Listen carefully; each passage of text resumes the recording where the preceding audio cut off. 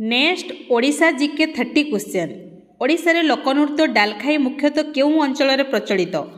पश्चिम ओडिशा। उत्कल गौरव भावे किए परिचित? मधुसूदन दास। चिलिका ह्रद केउं प्रकार ह्रद?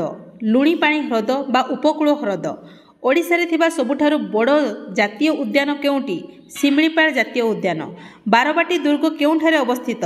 कटक। ओडिशार प्रथम ओडिया चलचित्रर नाम कौन? सीता विवाह। ओडिशार उपकूलर लंब प्राय केते किलोमीटर? प्राय 480 किलोमीटर। कलिंग युद्ध केबे हेइथिला? ख्रीष्टपूर्व 261।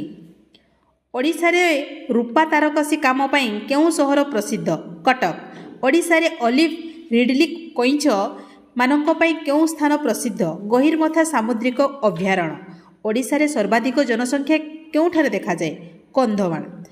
पितल नगरी भावे केउं सहर जणाशुना? जगतसिंहपुर। ढेंकानाल को मध्य केतेक समय रे कहा जाई थाए। ओडिशा रे थिबा एकमात्र शुद्ध जल ह्रद केउंटी? अंशुपा ह्रद।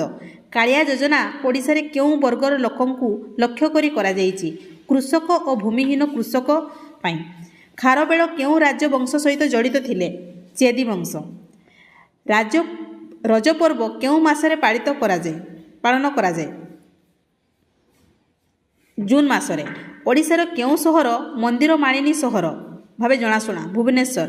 आहे दयामय विश्व बिहारी प्रार्थना किए रचना करथिले? रामकृष्ण नंद।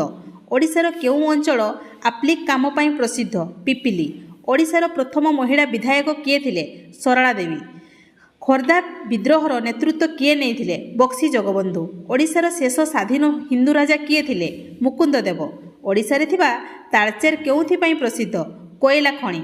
काठजोड़ी नदी केउं नदीर शाखा? महानदी। ओडिशार जातीय वृक्ष कौन? अश्वत्थ। ओडिया साहित्यर आदिकवि भावे किए जणाशुना? सारला दास। ओडिशार केउं सहर संस्कृतिर राजधानी भावे जणाशुना? कटक। जयदेव केउं प्रसिद्ध काव्य रचना करथिले? गीत गोविंद। पुरी जगन्नाथ मंदिरर उच्चता प्राय केते फुट? प्राय 214 फुट। ओडिशा पई स्वतंत्र राज्य दाबी रे केउं संगठनर भूमिका गुरुत्वपूर्ण थिला? उत्कल सम्मिलनी। भल लागिला लाइक शेयर करंतु।